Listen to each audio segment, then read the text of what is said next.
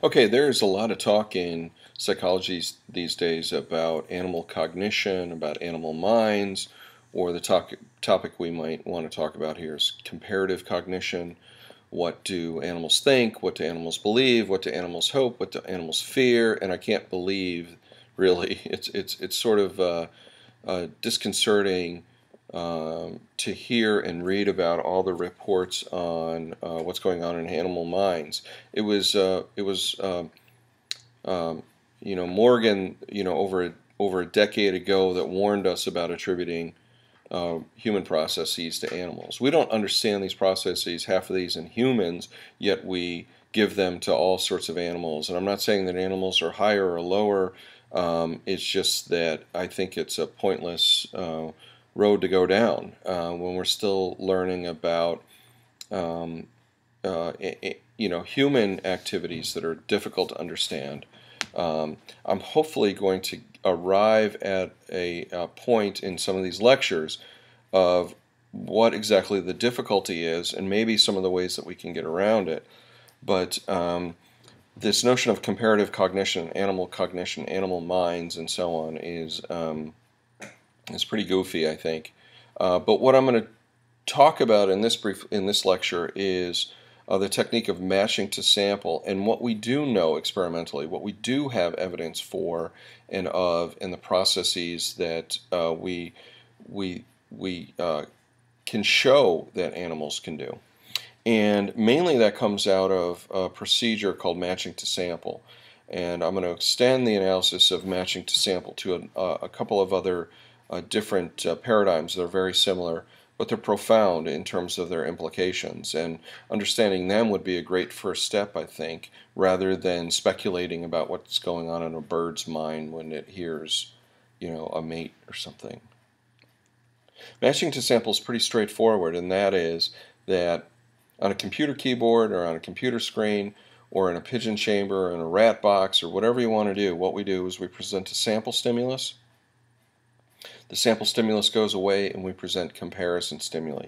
And we ask the subject to match to sample. Match the sample. Match to sample. Which one matches the sample is what we're asking them. Okay, and if the pigeon pecks on the red, this is match. If red was in the center and these are the two comparison stimuli, then we get a bit of grain. The pigeon, we reinforce pecking on the red versus pecking on the yellow. We call this the sample stimulus. We call these the comparison stimuli. We call this matching to sample. This is different than the matching law, which we're going to talk about later. We're just going to talk about matching to sample. This is like your Sesame Street game. Which one is like this one? That's what we're asking. Interestingly, though, we can do opposite matching. That is that an animal will go whichever way you provide the reinforcement. So if we were to do opposite matching to sample, what we would do was pecking on the yellow key would be correct and be reinforced. These pigeons do this just fine. We call this opposite matching to sample. It's a piece of cake. In other cases, we can do matching to sample where we progressively change the comparison. If we were to train, and this is one way to train, these are successive discriminations. If you notice in this sequence of slides, you can see that the comparison stimuli are getting more and more alike.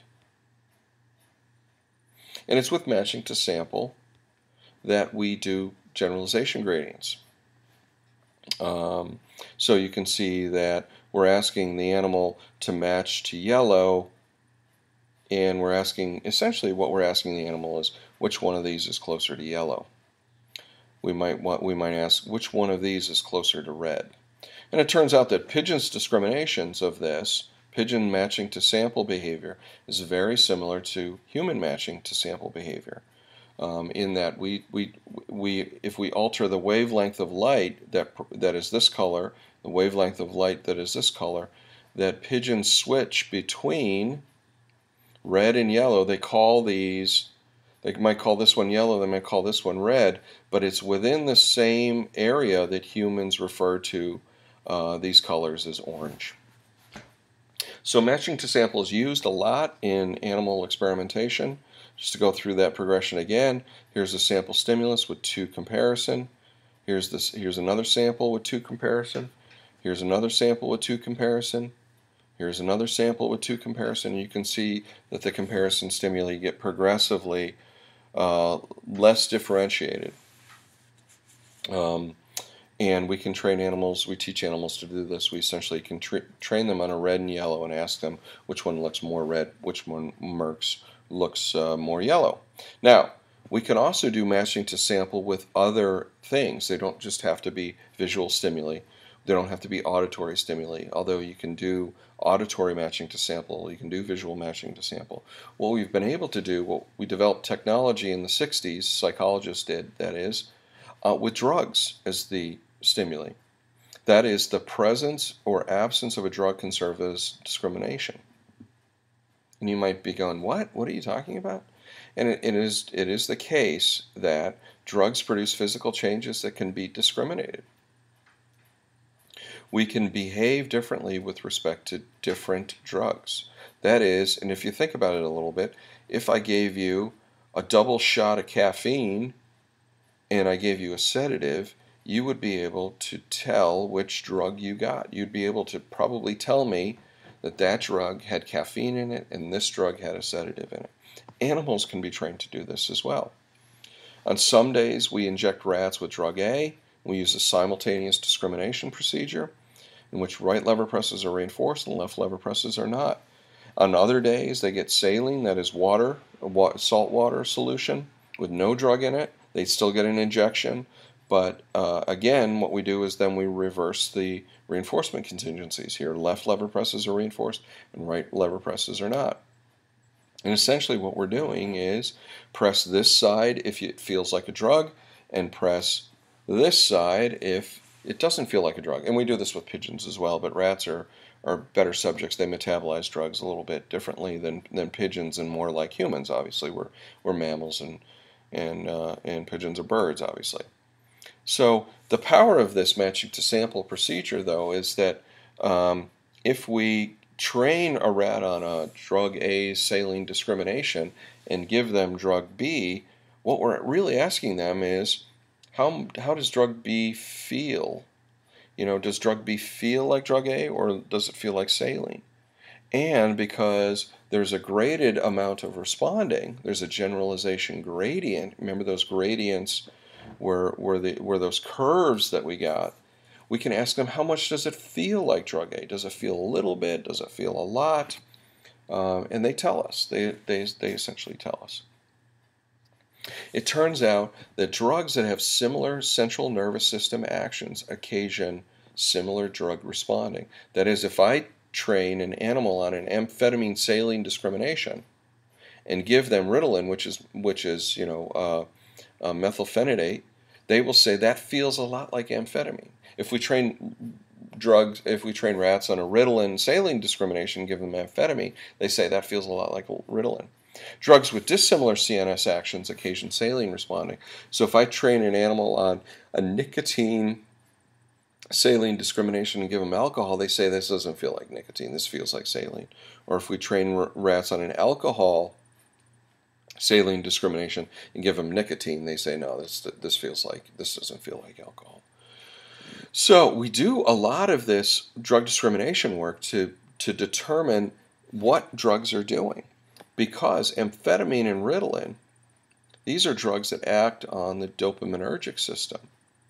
And we find that out largely through drug discrimination research. We figured that if they feel the same, they're probably acting on the same neuroreceptors, neurochemical receptors in the brain. Nicotine and alcohol operate on different receptors. We also can use drug discrimination procedures to assess what we call abuse potential. And that is, and if we trained a rat on a heroin saline discrimination and gave him a new drug, let's say we came up with a new medication for something and we give him this drug and he says, boy, that feels like heroin, we probably That's a strong evidence that this drug will be abused by humans. So we assess abuse potential with drug discrimination. In addition, what we can do with animals, what we've done with animals and we've done with humans, is what we call arbitrary matching to sample. Arbitrary matching to sample, if you think of opposite, if you can train somebody if you can train an animal to do opposite matching to sample, then you could train them in any arbitrary relation, so to speak. Here's a sample stimulus and here are comparison stimuli. Which one is correct? Well, that's the point. The relations in arbitrary matching to sample are completely arbitrary.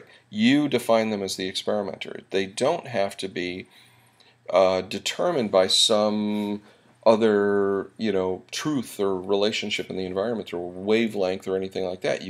If you can say that red equals yellow and yellow equals red, then you can say that circle equals funny square, or something like that. It doesn't really matter.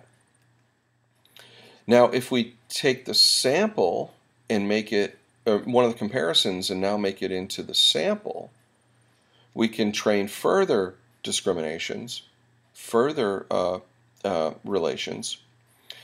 If we take the comparison and make it the sample and train a new set, what we have is we have the basis. If we train these arbitrary relations, we have the basis for what we call equivalence training or stimulus equivalence. And if I were to do this if I were to do this repeatedly, I would train what we call 2 4-member classes.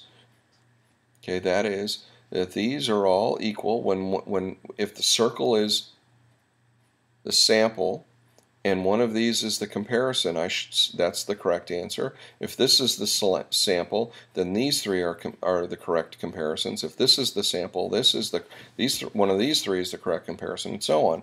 And there's also these. Now, these are completely arbitrary relations. I made them completely up. In fact, the people that are doing stimulus equivalence training with humans and research on this believe it or not, they use captures from satellite images. They're completely arbitrary. They're just, storm and cloud formations. They don't have anything to do with anything that we've experienced in the past. Stimulus equivalence is really interesting because what we've done is we've trained that A1 is equal to B1 and B1 is equal to C1 and C1 is equal to D1. We've trained that these are all equal, and that's why we call them equivalent, is from mathematics. We've also trained that A2 is equal to B2 and B2 is equal to C2 and C2 is equal to D2. And that's what we've trained, and we can do this with animals. Now, the interesting thing about animals, and this is ostensibly a unit on comparative cognition, is that if A1 equals B1, does B1 equal A1? And this is called the symmetrical relation. And humans do perfectly well in this. If A1 is equal to B1 and B1 is equal to C1, is A1 equal to C1? And this is called the transitive relation. And humans do perfectly well with this as well. We call these things emergent relations, and these are relationships between stimuli that we haven't explicitly trained. The take-home message of this is that Murray Sidman did experiments in emergent relations.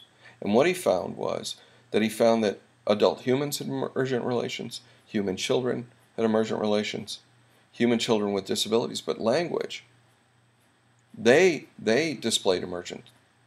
But chimps and sea lions and dolphins and rats and pigeons and every animal we've ever tested has not done this. And the really interesting result was that human children without language did not show these emergent relations, suggesting that these emergent properties between arbitrary stimuli, may be an important property of language.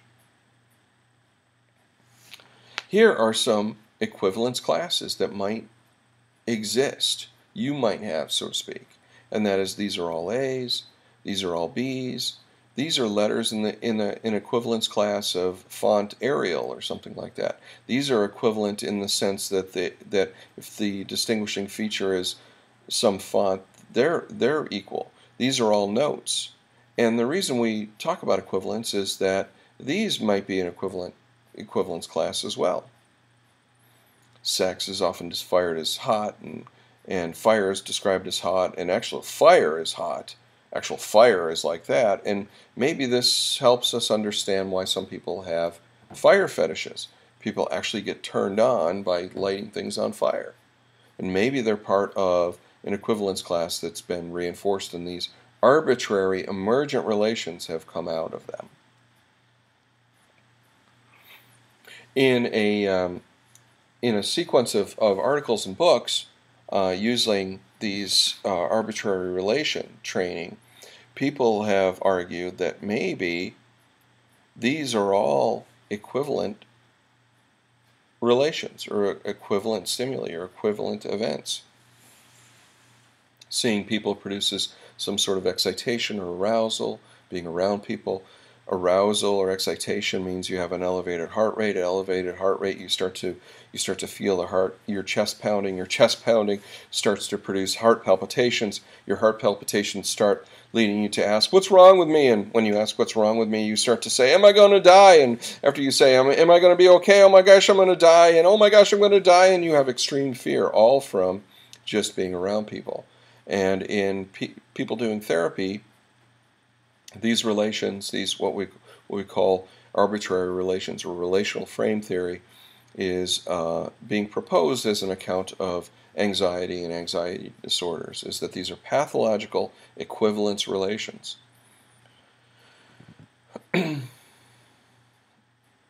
So, as I said, relational frame theory is an interesting new theory that is focusing on stimulus equivalence relations in human language, and them being the basis for some anxiety disorders and some other problems.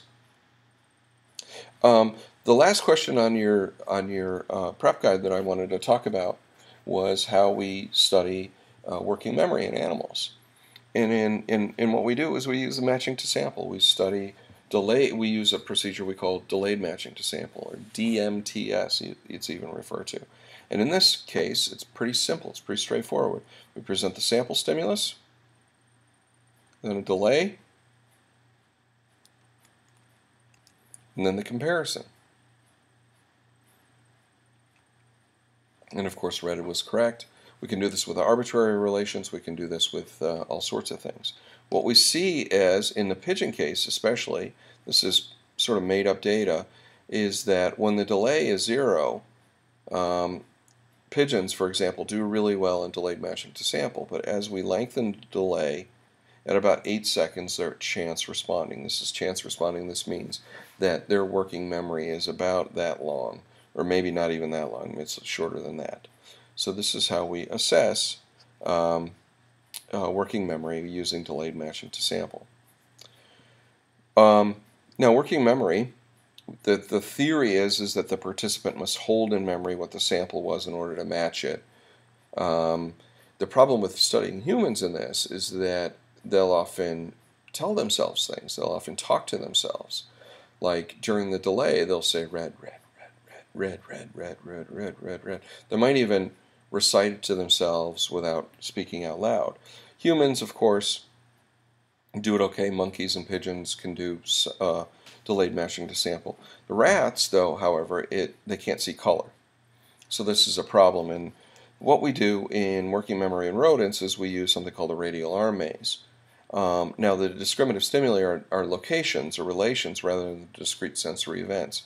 So what we do is that this is an overhead view of a maze. This is called the center hub, and then these are arms. These are like runways, if you will. And we place maybe a bit of food in this one and a bit of food in this one, and we release the rat here, and he runs down and he investigates, he finds food here. And then he runs back and he finds food here. And he runs back and whatever. And then what we do is we ask him, we might put him back in the next trial, where did you find food?